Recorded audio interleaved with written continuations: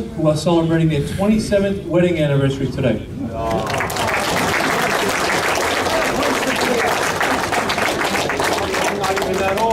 And just imagine how excited Mrs. Rosa must have been when Colin informed her that they would be spending their anniversary at the bowling alley. I just want to tell Mrs. DeRosa it's actually my fault, but we have a little something for you. Happy anniversary.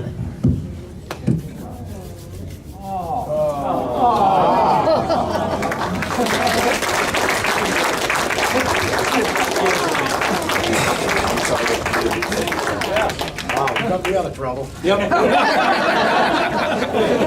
Oh, you might get a promise. We'd also like to recognize Mark Laramie, past Rhode Island USBC president.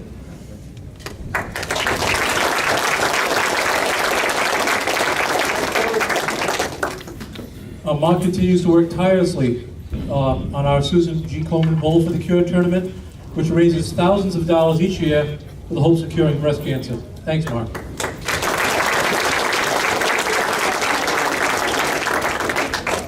Mr. Chris Baker, RI USBC Vice President.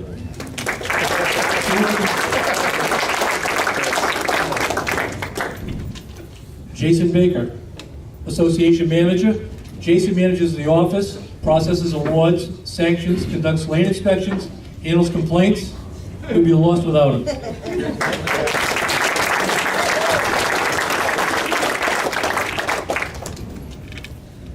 The cameraman here, Brian Rhodes, Association Tournament Director.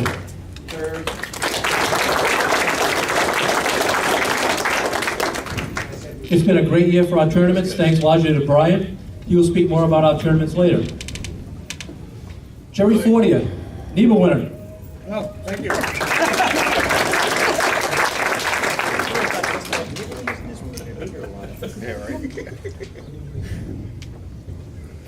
I'd like to recognize and thank other USBC board members present who work hard for all our members. Tim Healy.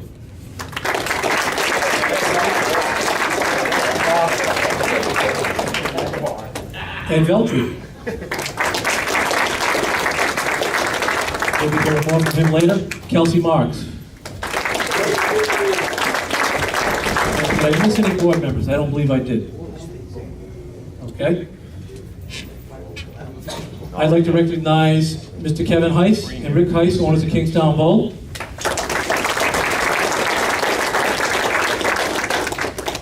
Kevin and I attended the Brunswick Bowling Management School in Chicago way back in the late 70s. Remember that? I do. It was fun. Interesting times. Yep. And Brunswick encouraged drinking. We had a good time. Remember the revolving restaurant? Oh yeah, I do. It was fun. I still don't believe that restaurant was moving. Also present this evening is Kevin Heiss Jr., who has recently joined the management of Kingstown Bowl after a 20-year career in the Navy. Let's give him a hand. Woo!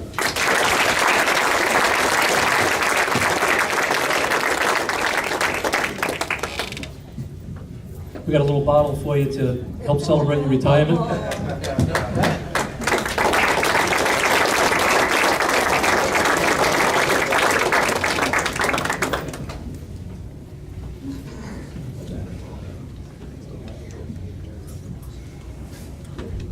And I'd also like to recognize Rhode Island Hall of Famer David Forcia, who will be speaking later this evening.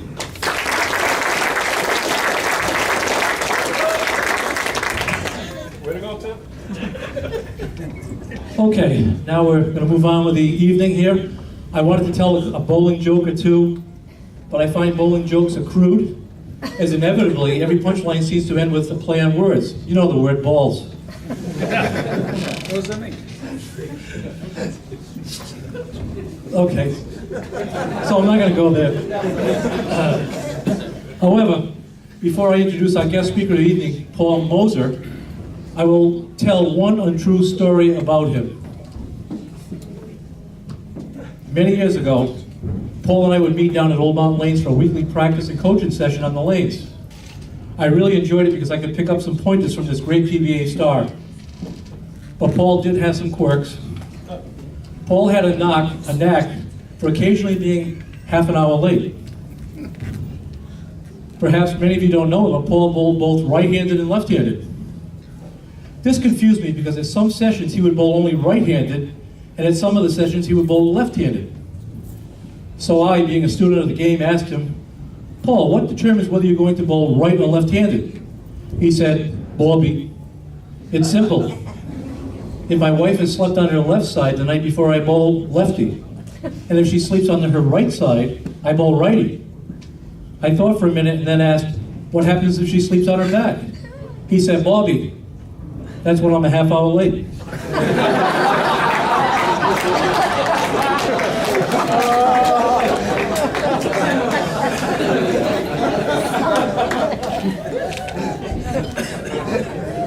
Sorry about that, Paul. But I know you get this joke, but it was 30 minutes. What did you do for the other 25?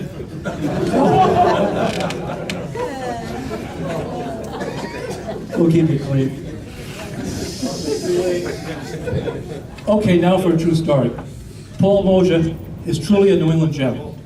Winner of 12 NEBA titles, 3 regional PBA titles, and 2 major PBA titles, the 1976 US Open and the 1977 Syracuse Open. He is a member of the USBC Hall of Fame, the Greater Boston Hall of Fame, and the Massachusetts State Hall of Fame. After 6 decades of working and bowling in this industry, Paul is now semi-retired and spends time working on inventions and projects. He can still bowl too. So I'd like to introduce now Paul Moser.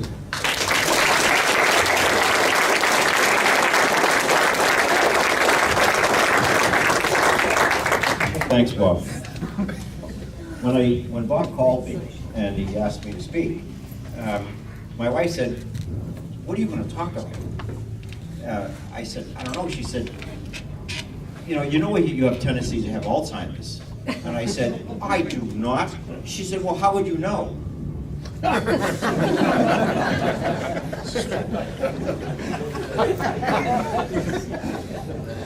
Bowling, we all have a passion for the game, all of us. And in the beginning, what drives someone to want to be, or to try to be a pro? And it all started, I guess for me, it was way back in the juniors, when I was a young kid. And, I'm 10, 11, or whatever. And back then, I finally got a bowling ball. We threw house balls and all that. But I finally got a 12-pound ebonite ball. Can everyone hear me okay? Yeah. Okay. And I got a 12-pound ball. And I threw a full roller, believe it or not. And I was pretty straight, but I threw a full roller, and obviously I left a lot of 5 pins, 5 sevens, not good hits, a lot of pocket splits. So the kids got the keys to my locker and went in with the yellow telescope pencils, I think some of us remember that, wrote all over my ball, "banana ball," all right? And so, to me, it was like really, not good. I didn't get mad, but I was upsetting as a kid. Well, the next year, things changed quickly because a friend of mine, who's Tommy Tresca, gave me a bowling ball. It was 15 pounds. Well, then the game changed, because now I got a ball that could throw a strike. And so, it was that fun of beating everybody that kind of inspired me to be, I can be pretty good at this game, I just need the right equipment. So that's how it kind of began, was that kids teasing and picking on you, and you're never good enough, but things changed when I got the heavier bowling ball. And so we went on from there, and I just bowled leagues in Medford, Mass, Holiday Lanes in Medford. And back then, a 200 average was a big deal. Today, it's not. But back then, I finally had got myself to a 200 average and realized that maybe I should start bowling in men's competition. And this was in like 65 or so. So NEBA was in sights. Now NEBA is a great organization because young players, guys that are good, that's a great place for you to exercise your talents. So I started bowling NEBA in 1966. That's a long time ago. And I managed to win that first year. I was out. I won the Cancer Bowl-a-thon. It was in Meadows. See, this is the old time I'm on, I'll forget where I am. I won the Cancer Bowl-a-thon in Meadows and won a NEBA that year. It was really funny because I was in high school at the time, and I was a pretty fast runner. I could run like the wind, mostly because kids picked on me and I had to run faster than them. But anyway, the gym teacher wanted me to run track. And I told him, I said, look, back then you couldn't like play one sport for money and do high school sports. So I said, well, I can't run because I bowl for money. And this is a kid in high school, and he's, what, you know? And so I tried to explain to him that I bowl men's competition. And he was just amazed at that. And when I told him I won $500 in NEBA, he almost fell off his seat. So it was really fun, and he was always encouraging me to continue on with NEBA. And so yeah, I spent that 66 and a good part of 67 bowling NEBAs and every week, and it was really good. I practiced every day. I don't know if you guys know that in bowling you have to practice a lot. and practice the right things. And this is a funny story because to me it's interesting because I did it, but I used to watch the Pro Bowlers tour like everybody. But I was a very visual person. And so I would pick, who do I want to be like? What game do I want to develop? And most of the guys on TV were right-handed. But I liked Dave Sutar. And that's a name, maybe some people know that. But David Sutar was a really solid, straight player, real smooth. And so I wanted to visually see how he did it. So I would watch him bowl when he made the TV show in a mirror. I would sit there and watch TV in a mirror watching Dave Sutar bowl left-handed. It sounds crazy, but it worked for my brain. And I developed a form very much that like his swing, very tight, and that was the secret of the game, is having a tight swing. It's meaning a swing that's next to your body. You actually swing through your body is more like it, not next to your body, but that's what Sutar did. And David is an interesting story. I'll stop here for a second and go a little further with Dave Sutar. I bowled as an amateur in Brockton in a PBA stop. Late 66, and I crossed with Sutar. Amazing. Sutar didn't talk to anybody. He wasn't that he was grumpy or anything, he just didn't talk. Well, that crushed me as a kid. He didn't even say hello or anything. So I bowled the whole tournament, he didn't even let me look at me. I did get back to him though, years later. At the end of my career when I was on tour, we had a party at Dave's house in Kansas City. And he was married to Judy Sutar. And I kind of had a good moment there. We were having after dinner. I said, David, you know, I spent you really messed me up for about 6 or 7 years. I said, because you wouldn't talk to me. And Judy started laughing because he said he hasn't talked to me. He's been married to me for 20 years. So I did get back at him. So I went out on tour when I was a young kid. I got some money together. I had no money. We broke. You know, my parents never had a car. We had nothing. But there was a few guys at the bowling center that were fairly successful, and they put together a little money in a group, and I got like 4 or 5 tournaments on a summer tour. This was back when I went out on tour, the original guys that started the PBA were still there. Carter was still bowling, Dick Weber, Joe Joseph. These are names that some people remember, but these guys were legends. So I decided I'm going to go bowl. We put the money together. We go to Fort Worth, Texas. And, you know, I grew up in Medford, Mass. And Medford, the accent in Medford is as bad as South Boston. I don't know if you folks know that, but Rhode Islanders have accents too, obviously. But, you know, we had cars up there and all that kind of stuff. So here I go. I fly to Fort Worth. My mother's still doing my laundry. I'm a naive, not stupid kid, but I am naive. I am like way, way over my head. Not on just bowling against the greatest bowlers. I'm in life. I go to the hotel to check in, and the hotel manager, reception person says, "How old are you?" I said, "I'm 18. He says, we can't give you a room. You're not old enough." Well, here I am, 18 years old in Texas, Fort Worth, and you can't get a room. Luckily, there's a tournament director, his name was Harry Golden. His nickname was Goose. He ran the tour. Well, he was standing behind me. Luckily, the maid had taken his pillow. He carried a pillow with him. That he couldn't sleep, he had his own pillow. He's behind me because the maid had taken his pillow and he's gonna find it. And he hears the whole conversation going on. He said, "Are you bowling in the tournament?" I said, "Yes, I am, sir." He says, "Put him in the room next to me." And that's how I met Harry Golden. My first tournament, I met the big guy, and he covered me because of Goose's pillow. That was that story. So this is, you know, you go down the bowling center, and they have like a sit-down restaurant. It's in Fort Worth, and people down there, where you from? I said, "I'm from Massachusetts." "Oh, you're from Massachusetts, huh?" They're a different language. So I speak in the normal Bostonian, Medford. You know, I come from Medford, but it's Medford. And the next town was Somerville, or Somerville. And that's how you spoke. You know, we had wicked good. We invented that, by the way, wicked good. So I'm in the restaurant, and I'm sitting down, and the waitress waits on me, but she doesn't bring any utensils. So I asked her for a fork and spoon, and she wanted to kick me out of the restaurant.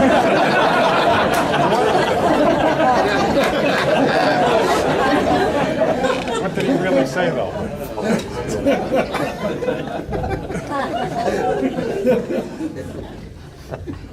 It happened, you know. And what did I do wrong?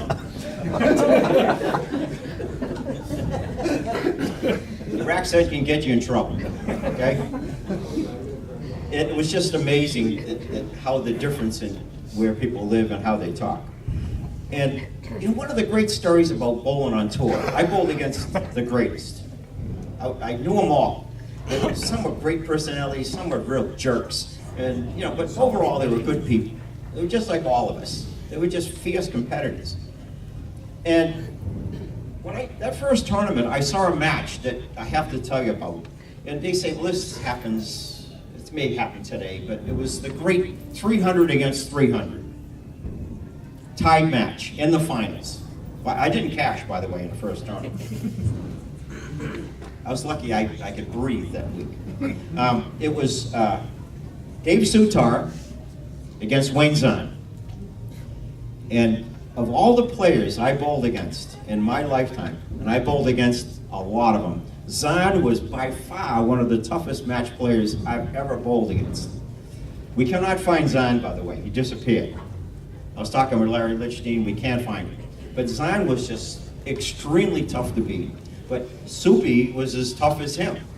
And back then, that was a rubber ball era. And 300 was amazing. It happened again at Firestone. Roth and Dickinson tied at 300 in match play.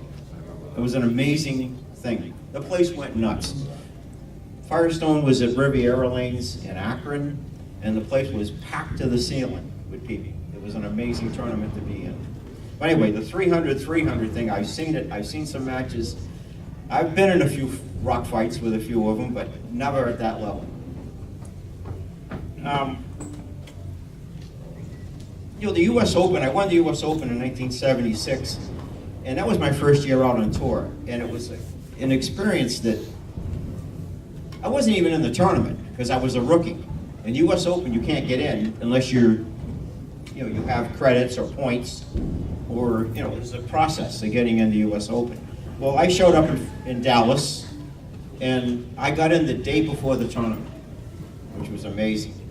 And that place, this was a rubber ball era. I don't know if anyone knows what a rubber ball is, but they used to have balls that were made out of rubber. And they didn't look much, but it was a pretty amazing low-scoring tournament. U.S. Opens are not easy. I don't know if everyone knows that. The lane conditions are a little bit tougher than usually what they have. And anyway, the U.S. Open to me was a game changer because you have to pass through these pressure windows. You're dreaming about making the finals, the top 24 guys. right?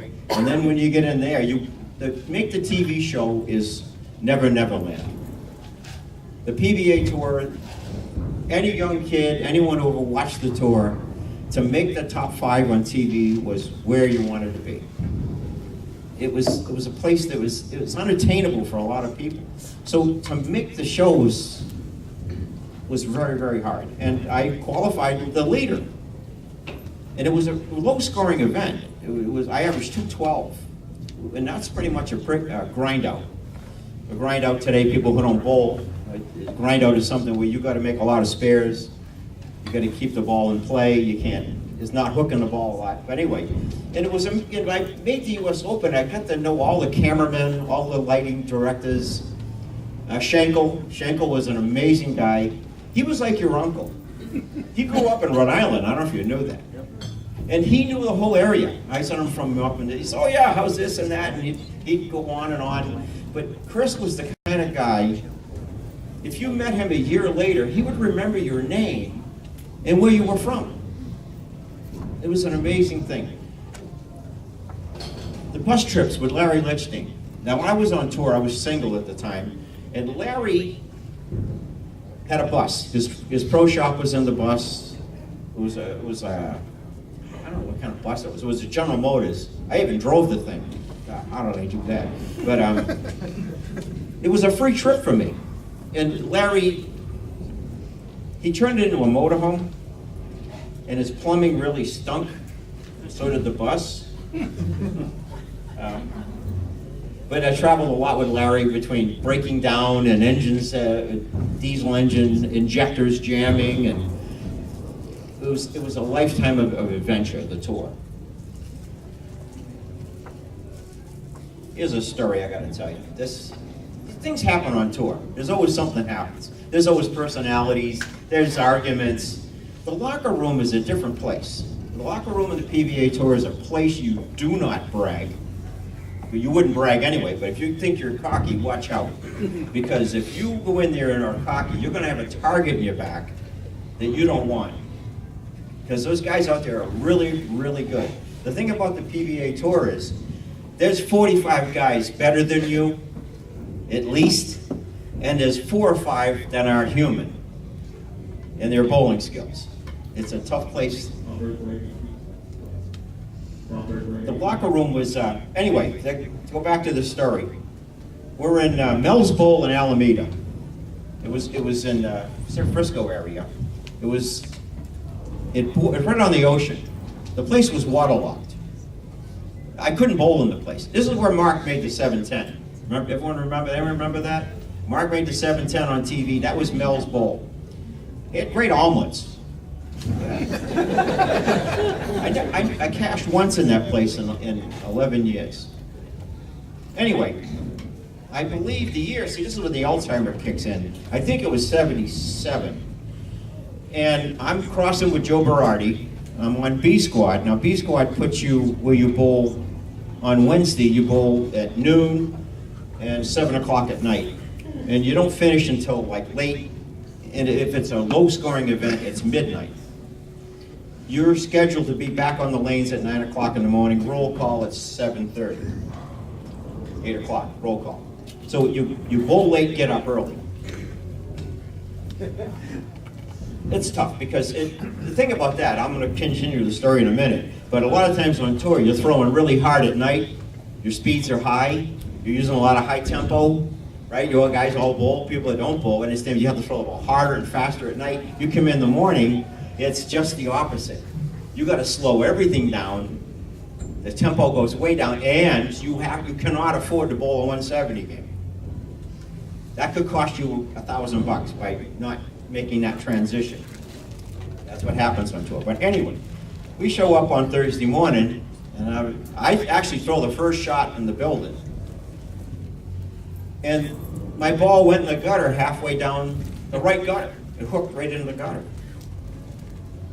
Wow. And Joe Berardi, I don't know if you know who he is, but he's a great player, won Firestone. He says to me, "Did you throw it there?" No. He gets up and throws the ball. It goes in the gutter at the Arrows left gutter. It's like contact cement on the lane.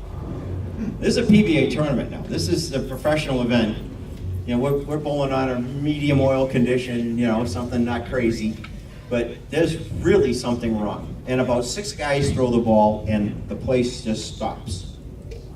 And I remember Barati, Harry Smith was a great bowler. He was assistant tournament director at the time. He goes to Harry, get Goose. Well, Goose is sleeping. He's working the, you know, he has assistant tournament director. No one will bowl. I know what's going to happen. They're going to bowl on them the way they are. I got a feeling. So I go to the ball rack and I pick out a house ball. I get a 14-pound house ball that fits me. I run in the locker room. You have to register every bowling ball back then. They got to weigh the ball, write the serial number down, check the hardness. It's registered. You have to have a registered ball. You can't bowl. You'll lose a check. So I register the ball. I go down and I sit in the settee area, and I'm just waiting for Goose to get there. Well, Goose comes in. Goose used to wear a toupee. He shows up. He doesn't even have the rug on. He woke him up, and so we have he hears the whole situation. What happened was, instead of putting lane oil in the lane machine, they're using lane machines and spray guns. They put soap. Liquid soap. Seriously, soap. And Harry Golden gets the whole thing. And I remember this meeting like it was yesterday. He's in the hallway and he has to have this crooked finger, you know. You're bowling like they are. You got 10 minutes to get your equipment straightened out. And everyone took off for their hotel rooms, their vans, their cars. They get the hardest stuff they got. Because these things there is no oil on the lane, none. And we're going to bowl the rest of the qualifying round. So I threw the 14-pounder, and I can throw it pretty fast for a little guy. I threw it at light speed at the pins. And I shot 44 over, the best block I ever bowled in the place. That wasn't the year I got the check, by the way. But it was one of the better blocks I ever bowled in the place, bowling on soap. And you know who won the tournament?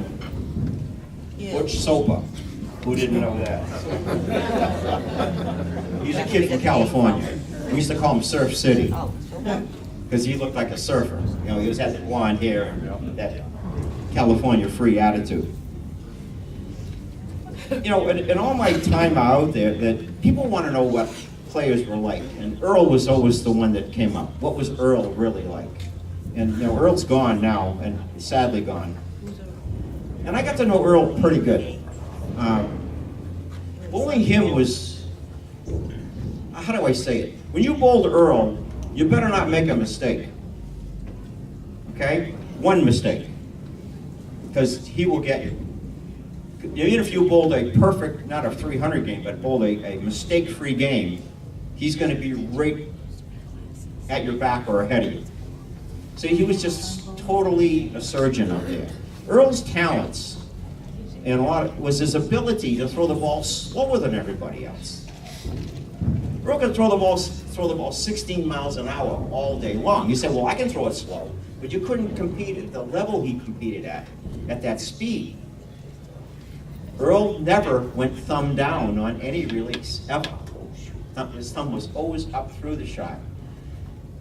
And what was the thing about Earl? Earl could throw the ball probably 3 different speeds. He had about 3 different releases. What were the other 3 things?